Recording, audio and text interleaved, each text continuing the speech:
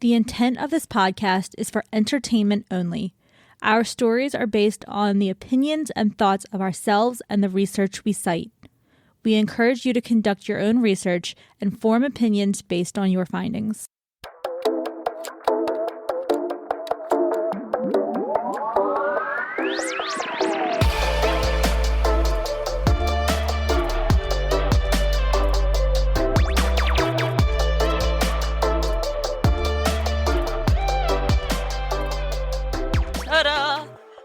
Welcome back to Conspiracy Happy Hour, the podcast where we mix up drinks, stir up laughs, and dive into those juicy conspiracies. Cheers. Cheers. It's Clink. been a while, my friend. It has been a while. If you guys didn't listen to our last episode, we just put out a quick little recap of where we've been over the last 9 months. I've been in and out of the country. Allison and I was in and out of the country. And then she made a giant life decision. And then I decided to get engaged. I'm still not sure why. Yeah, but... may or may not regret that later, but that's for future episodes. And I got another cat. Yes. So, number 3. Cheers to that. Cheers to 2023. It has been a crazy 2023, but I am glad to be back recording. So this feels very comfortable. Like I was saying before, I think the hardest part with keeping up with this podcast is just the amount of research you have to do for each episode. Mm-hmm. So if you didn't listen to the last episode, at least for the next few months, we are only going to be posting monthly instead of every 2 weeks, just so we have time to catch up and have a backlog of some episodes that we can post. Yeah, we don't want to hit the ground running too hard. Yep. Yeah. Ease back into this, but we're excited to be back. I was very excited when I saw the Conspiracy Happy Hour logo behind me on the screen. I was like, yes. It's so cute. Wait, this way. It's so cute. No. Going backwards in the camera. Yeah, I'm ready. It is happy to go.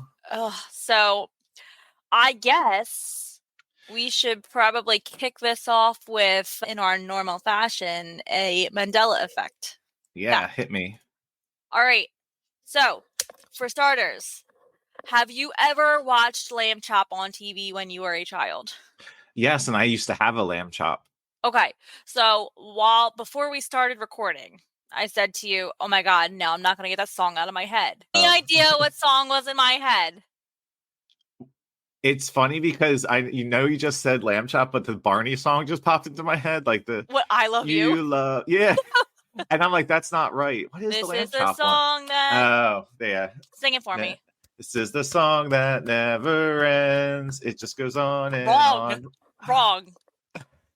This is the song that doesn't end. Wow.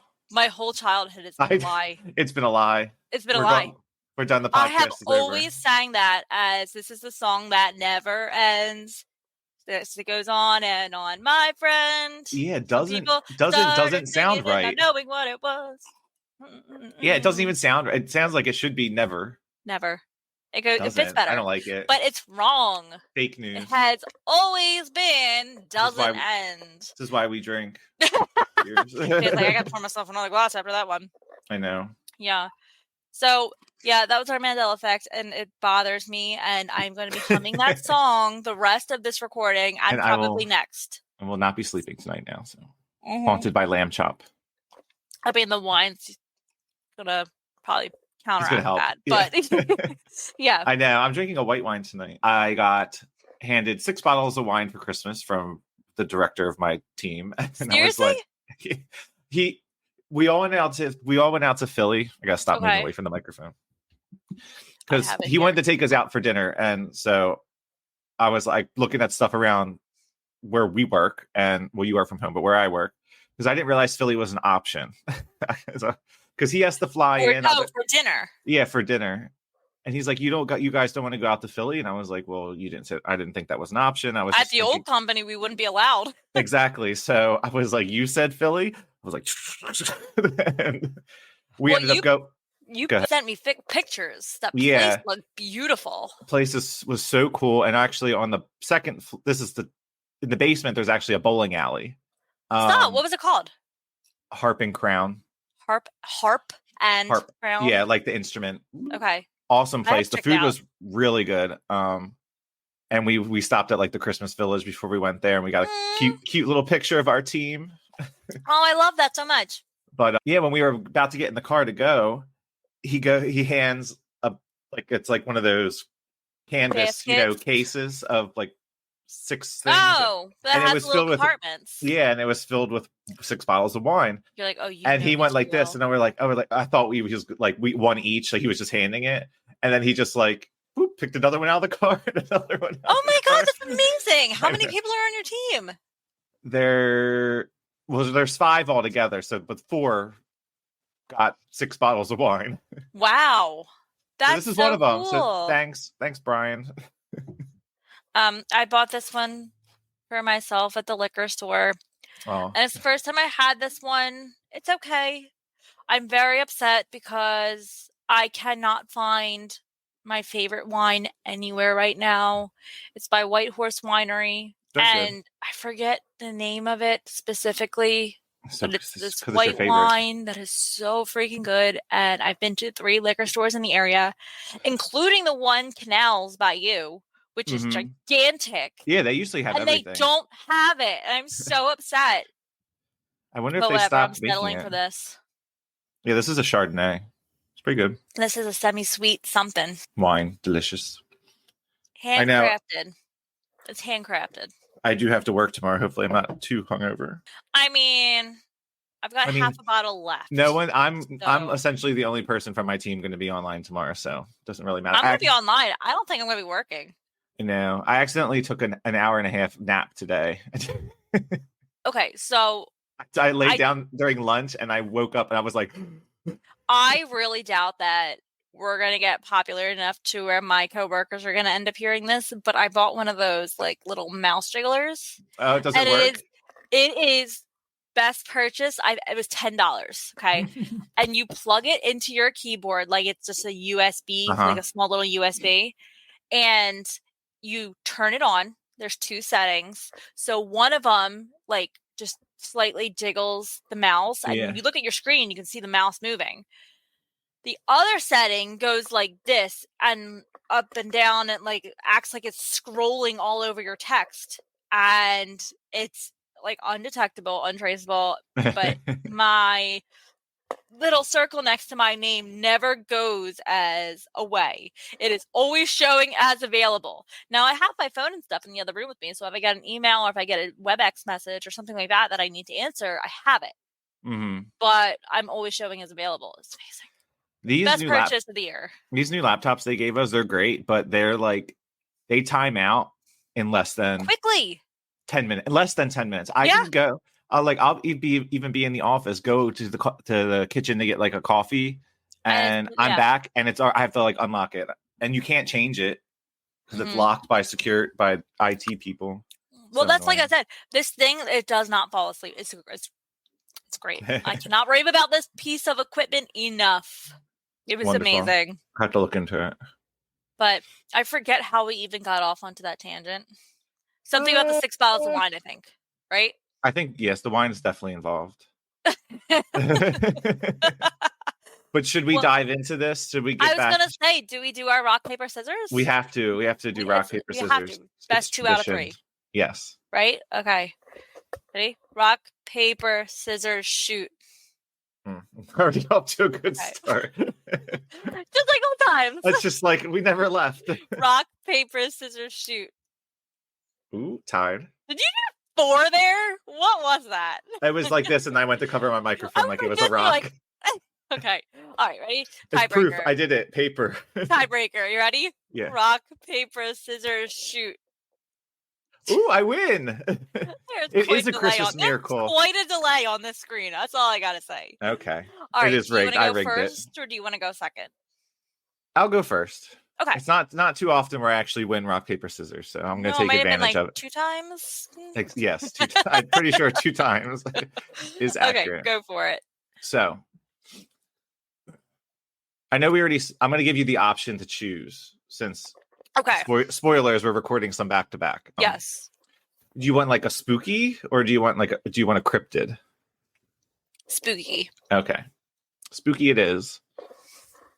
So I never heard of this, but I love a good like ghost story. Okay. Though I'm terrified and can't watch scary movies. But so this one is it's a story about a Dutch ghost ship whose entire crew died with their faces paralyzed in fear. Is this like the SpongeBob ghost ship? This is not the Flying Dutchman. The Flying Dutchman. This is not, but it is a Dutch ship. Okay. So in this story, like I said, it's a story about this ship where the whole crew was found dead with a creepy ass look on their face. Like so whether you floating in the sea, or was it like on a port that they found them? Nope. Yeah, like floating at sea. Oh, I love this. Okay. All right. So whether you believe in the supernatural or not, a good ghost story might put you in doubt about what is real and what is fake. And it's funny. I got a little help from Chatty on this. So. Oh my God, me too. But I kept it in because it's like, it literally brought up something I covered before. It's like mysterious places like Dudleytown, which we covered on this podcast in the past. Yeah, where it's too haunted to visit. I know. Actually, we should. There's another place in here. It said the town of Marfa, where aliens apparently landed. So gotta look up that one. Love that. I know. But this one, we're focusing on the haunted legend of the SS Ourang Medan. It's the name of the ship. Sounds like a monkey. I like practice saying the word. I was like, don't say orang Medan. Like Ourang Medan. Okay, the story took place in 1940, 1947, or 1948, depending on who you ask. The existence of the ship is still debatable, with some dismissing it as an urban legend. However, references to the ship can be found in a 1952 United States Coast Guard publication, as well as in articles from the New York's The Albany Times and the San Francisco Examiner in 1948. Legend has it that around June 1947, two American vessels, the City of Baltimore and the Silver Star, received distress messages from the SS Ourang Medan. A radio operator on the ghost ship sent a Morse code message that read SOS from Ourang Medan. We float, I guess, is also part of the message. Oh. I guess that's good. A boat's floating. Pretty good so far. Float. Unless it means bodies are floating. Maybe. That's not quite as good. No. So this is the whole message. SOS from Ourang Medan. We float. All officers, including the captain, dead in chart room and on the bridge. Probably whole of crew dead. That was the message. It's a long message. It was. For an SOS signal? Beep, beep, beep, beep, beep. A lot of Morse code. Yeah. I know. Took the time to write all that out. You're probably dead. But it didn't end there. Another message came through. Chillingly simple. I die. That's the message I send every day. I die. As I'm sitting in front of my work computer. I know. I'm dead. That's how I felt today. I didn't feel like doing anything. With radio silence from the ship following the message, the crew of the Silver Star decided to investigate. What they discovered on board the SS Ourang Medan was a scene straight out of a nightmare. The crew of the Silver Star found the SS Ourang Medan completely intact but littered with the frozen bodies of the crew. Each crew member lay on their backs, faces contorted in terror, eyes wide open, and mouths agape. Did you say where this took place yet? No. Like, is it an area where it could make sense that they were frozen in place? No, we haven't got to. It hasn't mentioned where it happened yet. Okay. We'll come back to that. The crew of the Silver Star found the SS Ourang Medan completely intact but littered with the frozen bodies of the crew. Each crew member lay on their backs, faces contorted in terror, eyes wide open, and mouths agape. The most disturbing part? There was no visible signs of foul play on their bodies. The crew of the Silver Star bravely attempted to tow the ghost ship to a nearby port, but fate had other plans. A fire suddenly erupted in the number 4 cargo hold, forcing them to abandon their rescue efforts. Moments later, the mysterious ship exploded and sank into the depths of the sea, leaving behind more questions than answers. So what could have happened to cause the demise of the crew?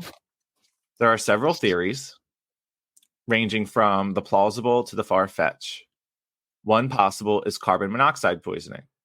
It's speculated that an undetected fire caused by a malfunction in the ship's boiler system led to the release of deadly carbon monoxide. The crew may have succumbed to gas, which also triggered the fire that eventually destroyed the ship. Another theory suggests that the SS Ourang Medan fell victim to a pirate attack. However, this theory loses credibility when we consider the lack of physical injuries on the crew. I was going to say, I don't think that one's it. No. It does, honestly, it does sound like carbon monoxide poisoning. But yeah, but I mean, it's a ship. Like, if they're on the deck of the ship, I don't know if would react the same way. Yeah, it would disperse. Yeah. Some speculated that the ship was involved in smuggling hazardous materials such as potassium cyanide, nitroglycerin, or even wartime nerve gas. It's believed that seawater entered the ship's hold, triggering the release of toxic gas that led to the crew's demise. The explosion could have been caused by nitroglycerin.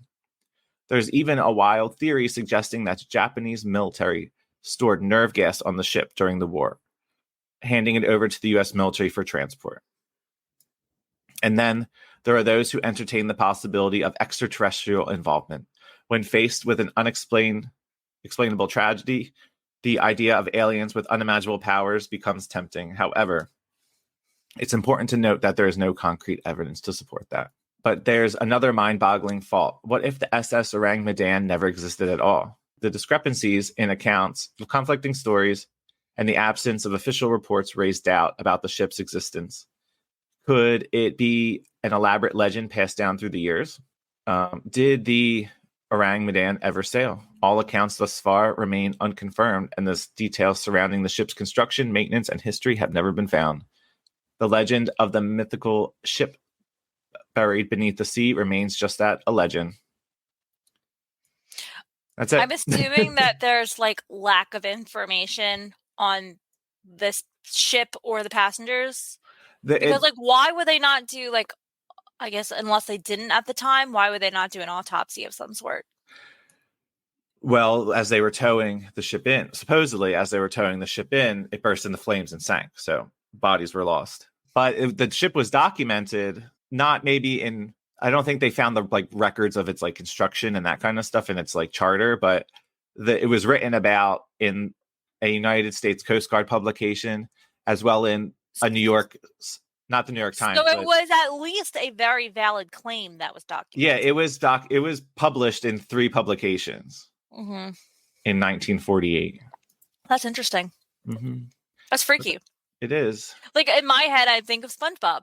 That ship is now a Flying Dutchman, under the water in Bikini Bottoms, terrorizing, spooking everyone with their face.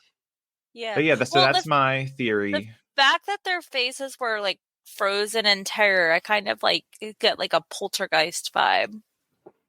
Yeah, definitely. Either they were something literally scared them to death, or aliens. Yeah. Yep. I don't think gas or anything. Like you said, it would have the people on the deck. It would have dissipated. Right. Interesting. But that was a short one to get us back into it. I love that. Well, mine is not long. It's not short either, but it's one that I'm sure most people have heard of, because when you think conspiracy, this is one of the main ones. So my conspiracy is the moon landing.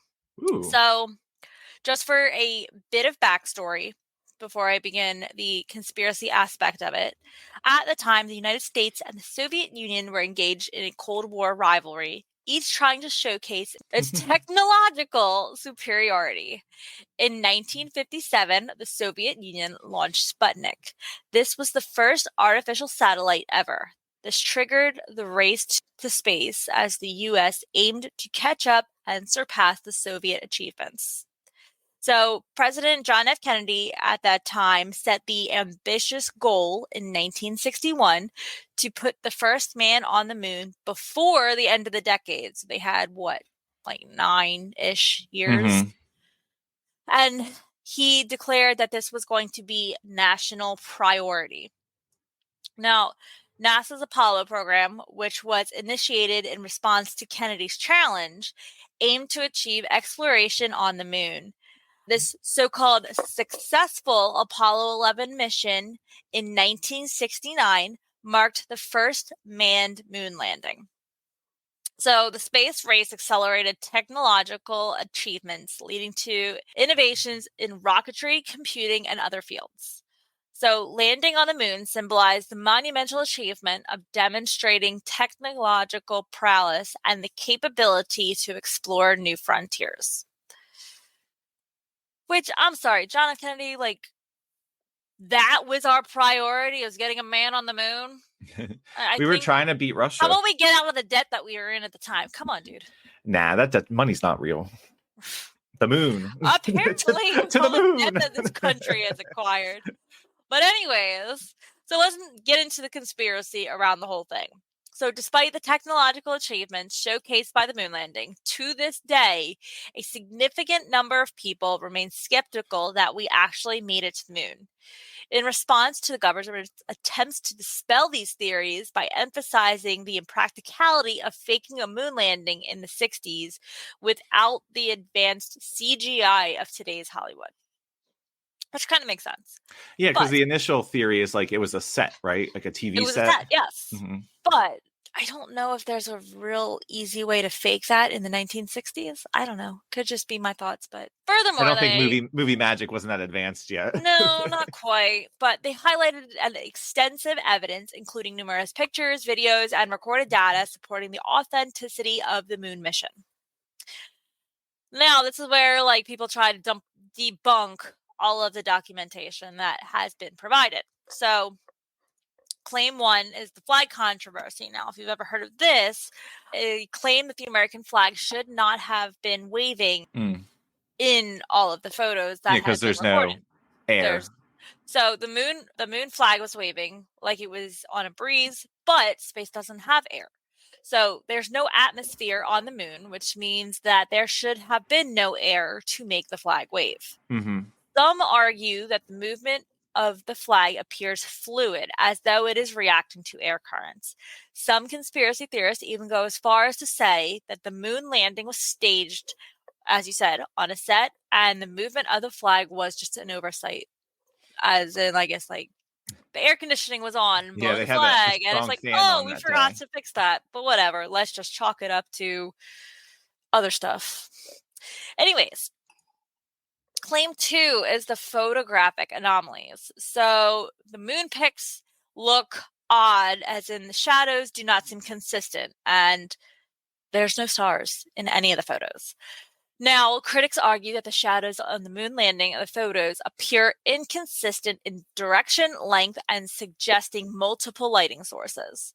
So skeptics question why the stars are not visible in the moon photos.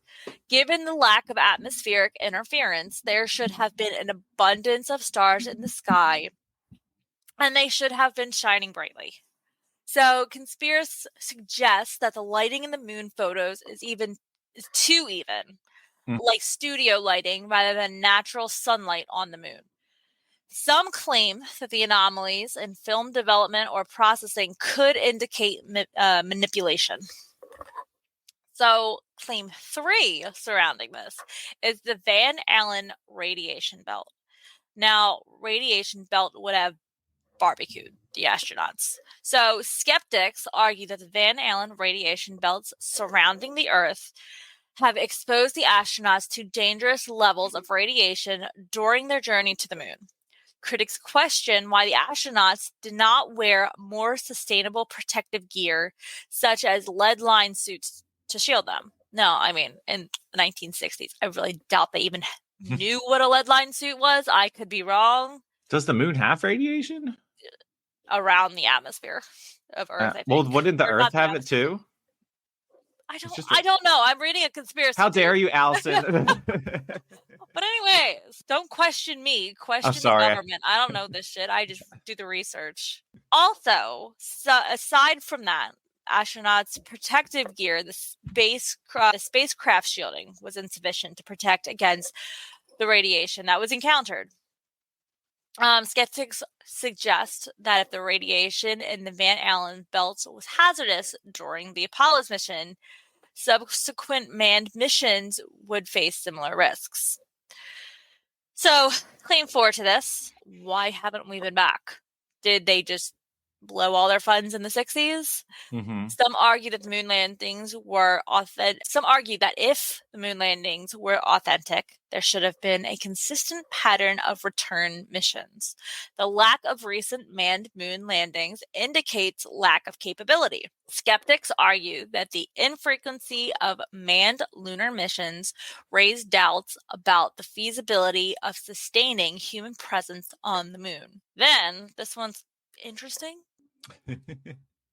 But some people also claim that in the reflection of the astronaut's helmet in the photos, there looks like it is a movie set being projected in his like you can see helmet. Like a camera and stuff. So some conspiracy theorists say that the reflections visible in the astronauts' helmets during the moon landing look suspiciously like a movie set or studio equipment.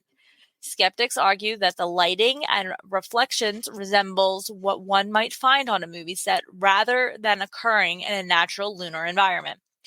The consistency of certain reflections across multiple images fuels suspicion that they are not natural lunar surroundings, but rather elements of a stage production. So, I don't know if I necessarily believe this one. If it is actually... So, I don't know. I think the flag is the most compelling piece of argument there. Mm-hmm. I've never been to the moon, so I don't know if a flag should be waving or not, but I wouldn't think that a flag would be waving there. My thoughts. Yeah, I don't think... Well, there's definitely no air. Well, supposedly there's no air, right? And tell me how I'm supposed to breathe with no air. I know Jordan Sparks, she knew about the moon. Maybe we should get Jordan Sparks on the phone to talk about the moon. Right? That'd be fun. But, Jordan Sparks, if you're listening. Give us your take on the moon landing. It's like no air. Yeah, I know there's radiation winds. Maybe it was... But I mean, maybe that belt was blowing hard on the moon that day. We've been outside of Earth's atmosphere before, and no astronauts have died. So, like, the fact that they're like, oh, well, you went outside the Earth's atmosphere and there should have been, like, radiation. Why didn't you die? I don't know. I don't think that's necessarily compelling evidence. And then as far as, like, the photos and stuff that I've seen anyway, I don't necessarily see... Let me see if I can find something. I don't necessarily see, like, a camera or a stage setting. What I do see is what looks like the man holding... Here we go. Can I zoom in on this? It does look like the man holding the flagpole, but I can understand why people could see a camera in that photo. I don't know. I don't have a good photo of it, but... If you find one, we'll post it. Yeah, or you can just look it up yourself. That too. What is this? Here we go. Right? No. Okay, never mind. Y'all can just look it up yourselves. I don't see a camera. I see a man holding a pole of some sort, but I think it's probably the flagpole as he's putting it up. I understand how it could look like a camera tripod. I don't. Yeah, like a boon. Yeah. All right. Well, I don't know. I think we finished our first episode. We're done. 9 months. I know. It's that crazy. Was good. I can't believe it's been so long. It really has been a hectic ass year. I know. I remember at the beginning of December, I was like, oh, I can't believe it's December, but at least I got like 25 days to Christmas shop. And then I was like, no, not anymore. Although I did find my parents don't even listen to this, so I'm fine. But I did find this like wine train tour. So they have a train that like stops at like 3 or 4 different wineries in like New Jersey area. That's or cool. Pennsylvania. I think I'm going to do the Pennsylvania one, but I was like, that is like the perfect gift to get my parents. So I think we're going to do that as an experience, but I can't buy the tickets yet. So that's really cool. I've seen a lot of train things on like TikTok. Yeah, me too. And I kind of trains must be becoming cool again. There's one that's like a glass ceiling completely, and like you can like go during like fall and see the fall foliage all around you and stuff. I was like, that looks so cool. But I know. I do love trains. Remember that train we went to New Hampshire? I was just going to say that, yeah. We did a trip to New Hampshire one year to visit my parents, and we took a train tour while we were there. We were on the train for like an hour, just like watching and viewing the sights, and that was really cool. So, I don't know, Daniel, what do you think? I think that was a great first I thought episode. It was a great start. I felt very comfortable. I missed this like feeling. So me too. I missed recording. I know. I was like, we've just been so busy, and I'm like, I was like, can we record? And you're like, I know. Let's put something on the calendar. And I was like, okay. And then we're like, can we record? I was like, I need a goal to work towards. If we just say let's record, I'm not going to do anything. But if we put like, okay, we're recording on this date. We're adults. I put it on the calendar, and here we are. And I followed it. We're here. We're business professionals. Yes.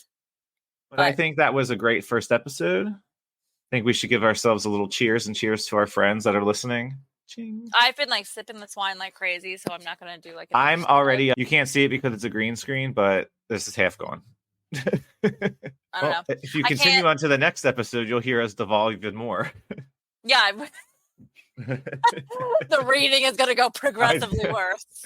The episode's just going to keep getting better and better. I'll see if I can go grab my cat for like the next episode so we can like showcase her. Okay. So then we'll just end this one here, and thank you guys for listening. On the next one. And if you're still listening, thank you for the continuous support, even though we took like a 9-month break, but we're back. But I know. Thank you guys so much for hanging in there. We're here. We're back. Appreciate all the listens and all the downloads. Does mean a lot. It means that we love doing this too, and we know you guys like listening to it. So it means what we're saying is not just to ourselves. People actually want to hear what we have to say. People want to hear about conspiracies. Yay! I know. All right. Well, until next time, or Dan, until 5 minutes from now. Until 2 minutes from now, we'll see you guys later. Bye, everyone. Bye.